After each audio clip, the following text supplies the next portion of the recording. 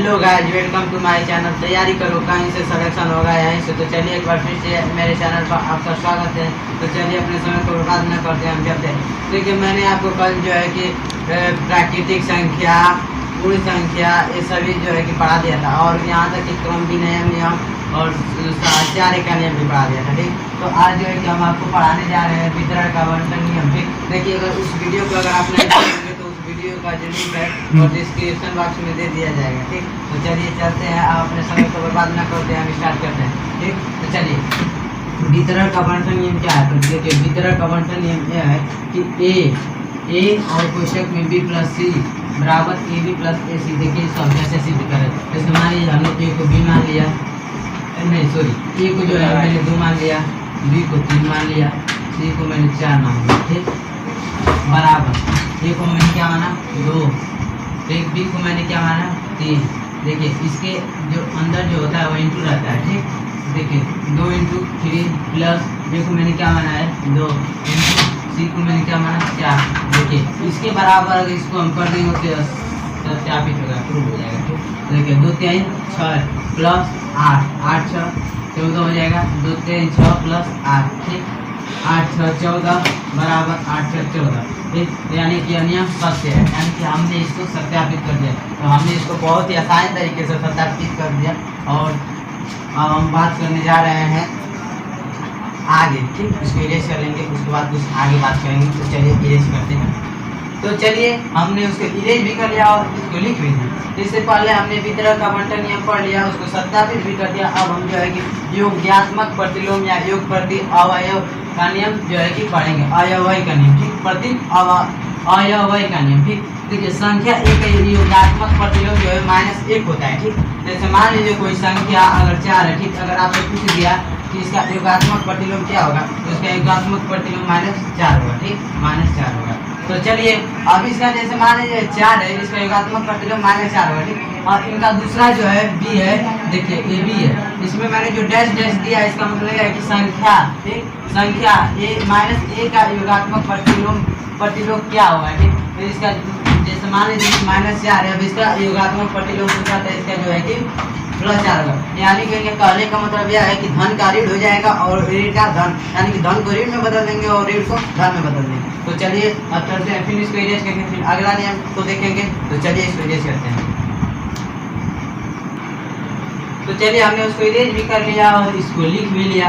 इससे पहले मैंने आपको योगात्मक प्रतिलोम का प्रतीक अवयव बताया। ठीक, नियम बताया, यानी कि इनवर्स ऑफ एडिशन बताया।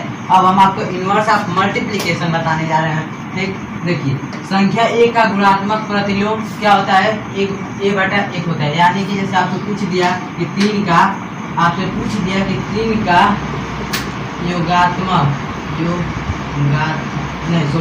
गुणात्मक तो हो जाएगा आपका जो है कि -3 हो जाएगा।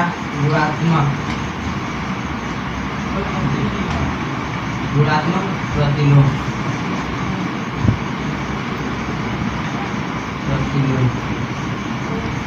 ठीक क्या होगा 1/3 होगा। ठीक, और इसका दूसरा है यानी कि b वाला, तो संख्या a/b का गुणात्मक प्रतिलोम क्या होगा, तो b/a होगा। यानी कि बिन अगर पूछ दिया 3/4 का गुणात्मक प्रतिलोम क्या होगा, तो 4/3। यानी कि अर्थात अंश को हर में बदल देंगे, यानी कि अंश को हर पर लिख देंगे और हर को अंश में लिख देंगे। यह इनका जो है कि कहना है। ठीक, अब हम बात करने जा रहे हैं दूसरे टॉपिक, तो इसको हम इरेज करेंगे। देखिए अब जो है कि हम आपको बेसिक बता रहे हैं, अभी जो है कि बेसिक हम बता रहे हैं। इसके बाद जो है कि हम जो है कि सिलेबस पढ़ेंगे, 9-10 का सिलेबस पढ़ेंगे। ठीक, उसके बाद जो है पहले हम बेसिक को क्लियर कर लेंगे, यानी कि आपको हम 5 के लेवल से हाई लेवल तक लेकर जाएंगे। तो चलिए इसको इरेज करते हैं और उसके बाद फिर लिखते हैं। चलिए हमने उसके इरेज भी कर लिया और इसको लिख भी दिया। इससे पहले हमने इनवर्स ऑफ मल्टीप्लिकेशन पढ़ा, हम पढ़ेंगे आइडेंटिटी एलिमेंट, यानी कि तत्सम अवयव। ठीक, यानी कि इसमें योग का क्या नियम है, देखिए यानी कि किसी संख्या को हम देखिए, जैसे मान लीजिए a + 0, जैसे a को मैंने मान लिया 1 और 0 0 हो जाएगा। ठीक, बराबर अगर हम इसको 0 + 1 भी लिखे तो इसका मान 1 ही होगा। इसके कहने का मतलब है, यानी कि अगर हम इसको 1 लिख दें +0 या इसको 0 + 1 लिखे, तो दोनों का मान 1 ही होगा। ठीक, दूसरा गुणा का नियम क्या है, तो गुणा का नियम यह है कि जैसे मान लीजिए कि 1 और ए है, ए को मैंने मान लिया 2 बराबर, अगर 2 गुणे 1 भी अगर मैं लिखता हूँ, ठीक, तो इसका मान 2 ए होगा। ठीक, अब इसको हम इरेज कर लेंगे, इसको आप आसानी से समझ गए होंगे। अगर कोई भी दिक्कत, कोई भी टॉपिक में अगर कोई दिक्कत हो रही होगी तो कमेंट बॉक्स में कमेंट कर दीजिएगा, और उसके बाद हम उसको फिर वीडियो अपलोड कर देंगे। तो इससे पहले हमने पार्ट 1 इसका जो है कि चढ़ा दिया। ठीक, अगर आप पार्ट 1 नहीं देखे होंगे तो डिस्क्रिप्शन बॉक्स में पार्ट 1 है। हम बार बार एक बात कर रहे हैं, पार्ट 1 को पहले देख लीजिएगा, उसके बाद पार्ट 2 को देखिएगा, बहुत ही बेहतरीन तरीके से समझ में आएगा। तो चलिए इसको इरेज करते हैं। ठीक है, अब हम जो है कि संख्या रेखा देखेंगे। ठीक, 4 हेडिंग हमने पार्ट 1 में पढ़ा दिए हैं। चौथी हेडिंग में जो 3 नियम बच गए थे उसको हम पढ़ा रहे थे। अब हम 5वीं हेडिंग की बात करें, यानी संख्या रेखा। तो देखिए, जिस रेखा पर हम परिमेय संख्याओं को प्रदर्शित करते हैं उसे क्या कहते हैं? संख्या रेखा कहते हैं। इस रेखा के मध्य में 0 को लेते हैं, इस संख्या के मध्य में 0 को लेते हैं, और बाएं तरफ जो है कि ऋणात्मक संख्या लिखते हैं और दाएं तरफ धनात्मक संख्या लिखते हैं। जैसे कि मैंने लिखा है, देखिए इधर मैंने क्या लिखा? ऋणात्मक संख्याओं को लिखा, यानी कि इधर ऋणात्मक संख्याओं का संग्रह है, इधर धनात्मक संख्याओं का संग्रह है। ठीक, जैसे मान लीजिए अगर आपसे कोई कह दिया कि आप संख्या रेखा पर 3 को प्रदर्शित करिए, देखिए 3 पर परिमेय संख्या तो है ना। ठीक, 3/a परिमेय संख्या है, चाहे 3/के चाहे 3 के बात बराबर होती है। ठीक, बराबर होती है, भोजपुरी भाषा में बराबर होती है। ठीक, अब देखिए, अब 3 को हम प्रदर्शित करेंगे तो यहीं पर 3 होगा। ठीक, यहीं पर 3 होगा। ठीक, कुछ नहीं करना है, संख्या रेखा पर अगर 3 को प्रदर्शित करने के लिए दे दिया जाएगा तो 3 का जहाँ बिंदु है वहाँ पर आप क्लिक लगा देंगे और वहाँ पर लिख देंगे। ठीक, अब हम बात करते हैं, देखिए यह तो अभी बहुत आसान है। आपको करनी में संख्या रेखा पर प्रदर्शित करने के बारे में बताएंगे। करनी में 9, करनी में 9.3, ये सभी जो है कि आपको बताया जाएगा। तो अब हम बात करते हैं कुछ पॉइंट के बारे में। तो चलिए कुछ पॉइंट के बारे में हम बात कर लेते हैं। उससे पहले इसको इरेज करेंगे। उसको देखिए 2 पॉइंट हम आपको बता देंगे, उसके बाद इरेज करेंगे। पहला होता है 2 संख्या रेखा के बीच, 2 संख्या रेखा के बीच अनगिनत परिमेय संख्या होती है। 2 संख्याओं के बीच, 2 रेखाओं के बीच, अरे मतलब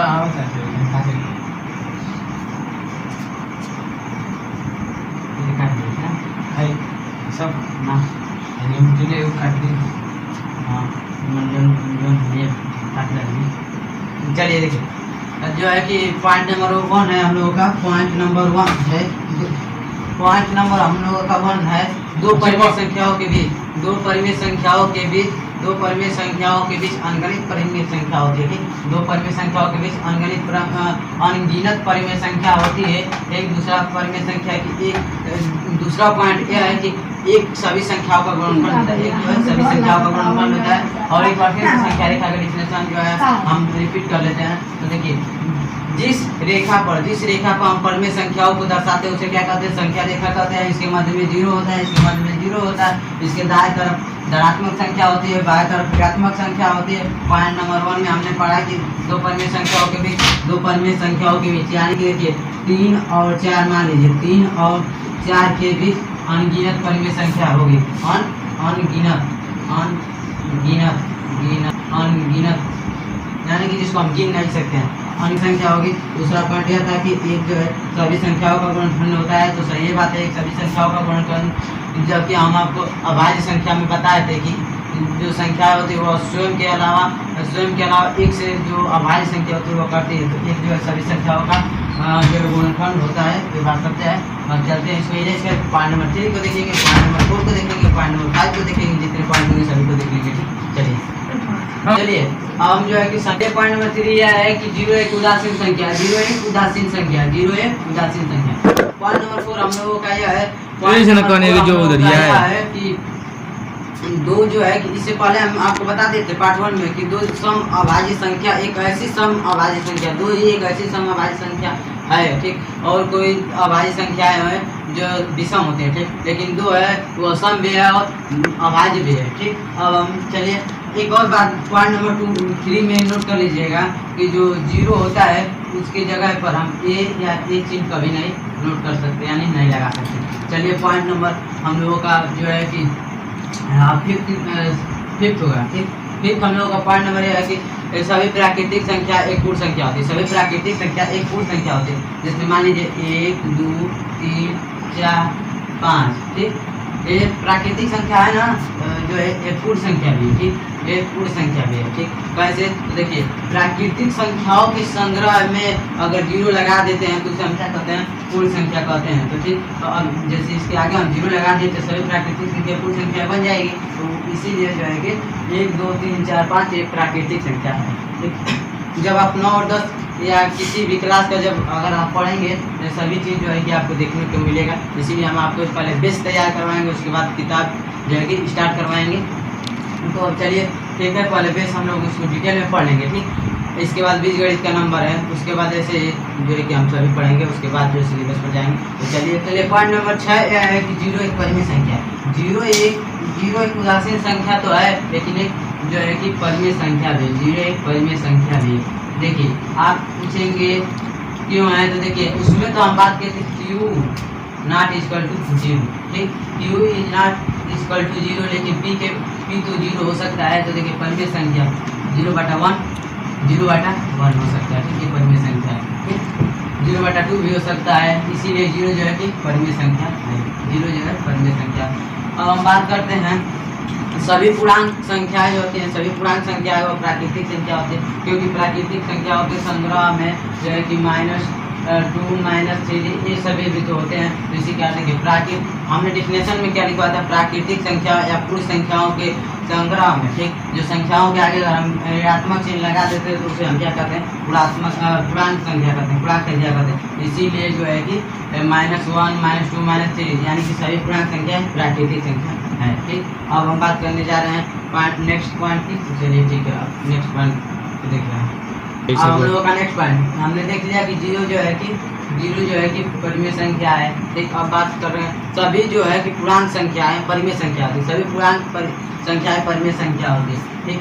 जैसे माने ये -1 -2 यही तो है पूर्णांक संख्या है, ये जो है परिमेय संख्या होती है। जैसे -1 को हम -1/1 लिख सकते हैं, इसी कारण यह परिमेय संख्या होती है, ठीक। देखिए सभी पूर्ण संख्याएं परिमेय संख्या होती है, सभी पूर्ण संख्याएं परिमेय संख्या होती है। 0 1 2 3 अगर आप 0 को सोच रहे हो तो 0 को तो हम पहले अपने जो है कि पॉइंट नंबर 6 या 7 में हमने बता दिया कि 0 जो है कि परिमेय संख्या होता है, 0 एक परिमेय संख्या होता है। तो देखिए पूर्ण संख्याओं के संग्रह में 0 होता है। तो देखिए 0 जो है परिमेय संख्या है, 1 परिमेय संख्या है, 2 परिमेय संख्या, 3 जो है कि परिमेय संख्या। तो जो है कि सभी पूर्ण संख्या परिमेय संख्या होती है, इसको हमने क्लियर करा दिया।